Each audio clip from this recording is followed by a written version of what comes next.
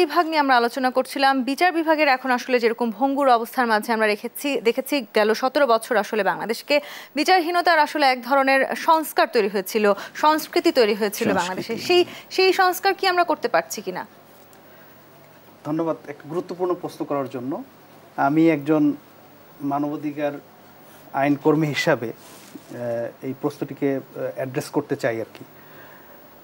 আজকে এই যে হাইকোর্টে আমরা দেখেছি বা সুপ্রিম কোর্টের আপিলের ডিভিশনের সব বিচারপতিদেরকে পদত্যাগ করতে হলো, এবং হাইকোর্টে মাত্র অল্প কয়েকটি বেঞ্চ এখন চালু রয়েছে, বিকজ অনেক যা বিচারপতিকে অ্যাপয়েন্টমেন্ট দেওয়া হয়েছে শুধুমাত্র রাজনৈতিক বিবেচনায়।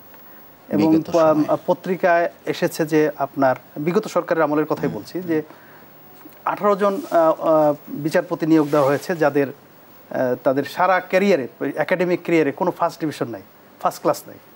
এটা খুবই দুর্ভাগ্যজনক আর কি। তো আমি এই প্রোগ্রামের মাধ্যমে প্রস্তাব করতে চাই যে অবিলম্বে জাজেস অ্যাপয়েন্টমেন্ট কমিশন তৈরি করতে হবে।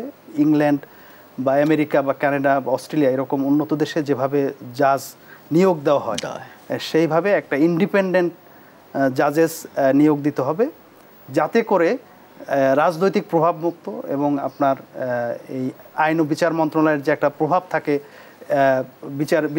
বিচারকদের ব্যাপারে, এই প্রভাবমুক্ত একটি বিচার ব্যবস্থা করতে হবে। এটা 1 নম্বর।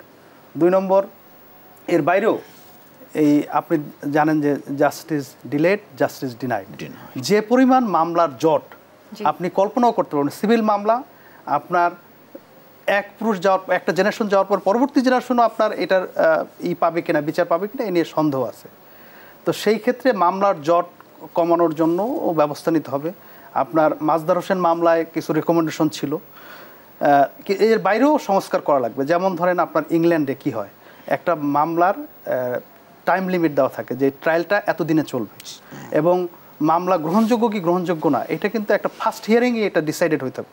কারণ বাংলাদেশে এই মামলার জটের একটা অন্যতম বড় কারণ হচ্ছে মিথ্যা মামলা, যেটা আপনি একটু আগে অ্যাড্রেস করলেন আর কি, যে অসংখ্য মিথ্যা মামলা। তো এই মামলা, যেসব মামলাগুলো বিচার্য না, বিচারের উপযোগী না, বা আপনার যথাযথ প্রমাণ নাই, এরকম মামলা আপনার প্রথমেই আপনার বাতিল করতে হবে। এবং আরও একটা জিনিস আপনার করা যায়, যেটা আপনার বিশেষ করে সিভিল মামলাগুলোতে অন্যান্য উন্নত দেশে যে পরাজিত হবে সে তাকে মামলার সম্পূর্ণ খরচ, আপনার সরকারের খরচ, খরচ বহন করতে হবে। এটা যদি চালু করা হয় তাহলে মানুষ মিথ্যা মামলা দিতে দ্বিতীয়বার চিন্তা করবে আর কি। তো অবশ্যই আমাদের সুযোগ আছে, আমরা চাইলেই আসলে সব সেক্টরগুলোতে রিফর্ম করতে পারি। অবশ্যই। এবং আসিফ রজব সাহেব উনি ইংল্যান্ড থেকে পিএইচডি করেছেন, উনি আইন উপদেষ্টা। আমার মনে হয় যে যারা বিশেষজ্ঞ, যারা আইন পেশার সঙ্গে নিয়োজিত ছিলেন, বিশেষ করে যুক্তরাজ্য বা কানাডাতে বা আমাদের বাংলাদেশে যারা আছে, এদের কাছে বিশেষজ্ঞ কমিটি করে এই সংস্কারগুলো অবিলম্বে করা দরকার।